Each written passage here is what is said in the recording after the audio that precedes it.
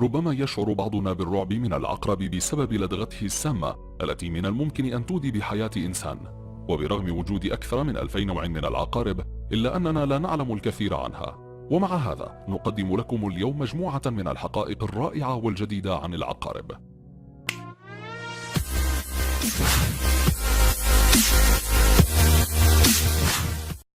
ظهرت العقارب على سطح الكوكب منذ 430 مليون سنة، وتعيش العقارب في المناطق الجافة والمناطق ذات درجات الحرارة العالية، حيث يختبئ العقرب دائما بين الصخور والشقوق للهرب من الشمس المحرقة ودرجات الحرارة العالية، ويخرج العقرب من جحره أثناء الليل ويختفي طوال النهار.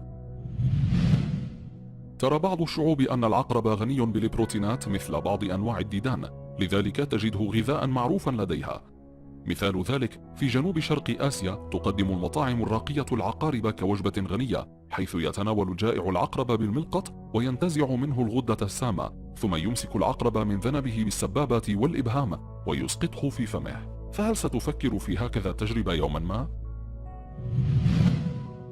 يعتقد علماء المستحاثات أن أول كائن حيواني خرج من البحر إلى البر هو العقرب، وكان بحجم قدم الإنسان، فقد شوهدت انطباعات جسمه من صخور رسوبية تعود إلى 400 مليون سنة، وأطلق عليه العلماء اسمه اليوفونس أي السفاح القديم.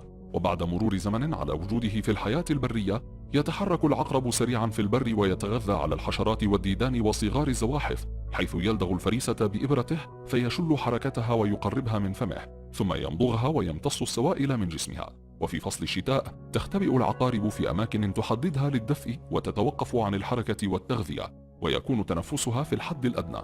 أما في المناطق الحارة فلا يكون لها ثبات لأنها تنشط بالحر وتهدأ بالبرد. يوجد حوالي 1500 نوع سام من العقارب، منهم حوالي 25 نوعا سمه قادر على قتل الإنسان. العقرب نظره ضعيف وليس لديه حاسة سمع ولا حاسة شم، بل يعتمد على الذبذبات الصوتية لمعرفة مكان فريسته. يتغذى العقرب على الحشرات والعناكب والسحال الصغيرة والضفادع، كما يتغذى على العقارب التي من نفس نوعه. طريقة العقرب في صيد الفريسة بعد تحديد مكانها تعتمد على الإمساك بها بواسطة مقارضه، ثم يقوم بغرس إبرة ذيله في الفريسة ويفرغ فيها سمه، حيث يساعده هذا السم على سرعة هضم الفريسة. وكمية السم التي يفرغها العقرب تكون على حسب حجم الفريسة، والكمية التي يستطيع العقرب تخزينها تتراوح ما بين نصف مليمتر إلى 2 مليمتر. وبعد إفراغ العقرب سمه يحتاج إلى 2 أو 3 لتكوين سم جديد. ابتكر العلماء طريقة فعالة لاستخراج السموم من العقارب، وهي تسمى طريقة الحلب بصدمات الكهرباء، حيث يمسك العقرب بملقطين معدنيين من طرفيه، ويوجه الذنب نحو أنبوب زجاجي، والملقطان موصولان بمولد كهربائي يعطي تيارا خفيفا عند إغلاق الدارة. وعندما يتلقى العقرب صدمة كهربائية يفرز بضع قطرات من السم في الأنبوب الزجاجي، وهكذا يمكن حلب العقرب أكثر من مرة من أجل استخراج السم منه واستخدامه كمصل واق. وجميع العقارب سامة، ولكن تختلف درجة تأثير السم من واحد لآخر. المعروف عن العقرب أنه يخشى الشمس، فعلى الرغم من أنه قادر على تحمل الحرارة إلا أن لكل شيء حدودا. فأشعة الشمس القوية التي تزيد حرارتها في بعض المناطق على 65 درجة مئوية تؤدي إلى إحداث ثقوب في درعه، الأمر الذي يؤدي إلى فقده مخزون المياه. العقرب يعيش دائما منفردا، ولا تجتمع العقارب إلا في موسم التزاوج. على الرغم من وجود 6 إلى 12 عينا، إلا أن العقارب ضعيفة البصر، ومن أجل الانقضاض على فرائسها تعتمد على حاسة الشم والاهتزازات الأرضية.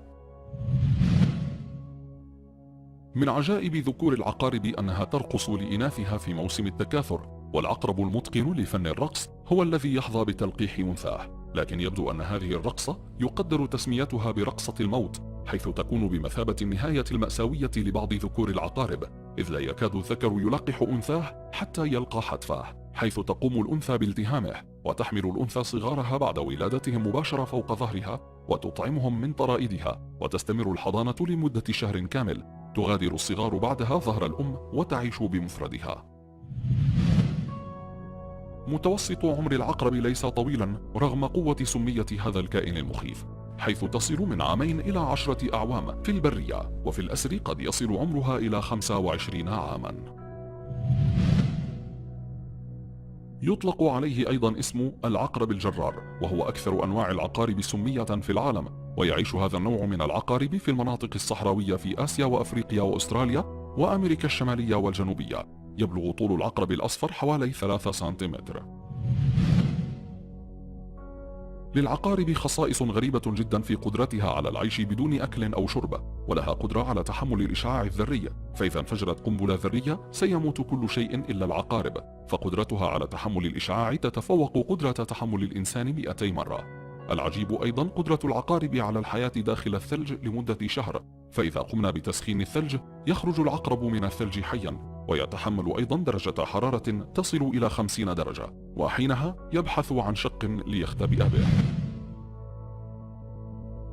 من الخرافات الشائعة عن العقارب هي أنها تنتحر عن طريق لسع ذاتها عندما تحيط بها النار، ولكن ليس من المعروف عند مثل هذه الكائنات مثل هذا السلوك الانتحاري، وحتى لو افترضنا أنهم يقومون بذلك فإن السم ليس لديه أي تأثير عليهم بتاتا. العقرب من الكائنات التي تعاني من التعدي البشري غير المنتظم، حيث يتم بيع العقارب في الأسواق كحيوانات أليفة دون أي اعتبارات، كما أن البشر تدمر بيئتها وتطاردها كطعام وتطهيها حية. والبشر لا يمتلك السم أو المخارب أو الأنياب، ولكن البشر بالتأكيد أخطر الكائنات الحية على أي مخلوق آخر في العالم. لذلك دعونا نتظاهر بالسيطرة على السمعة السيئة للعقارب، ونتخيل أن العلم في يوم من الأيام سوف يكتشف أن السم الذي تفرزه هذه العقارب لديه علاجا نهائيا للسرطان أو أمراضا أخرى غير قابلة للشفاء، ثم ندرك أننا قمنا بتدمير ملايين هذه الكائنات لمجرد أنها تعتبر خبيثة وبغيضة. لو عجبك الفيديو ما تنساش تتفرج على الفيديو ده وكمان الفيديو ده، وما تنساش تعمل سبسكرايب للقناة وتفعل خدمة الجرس علشان يوصلك كل جديدنا.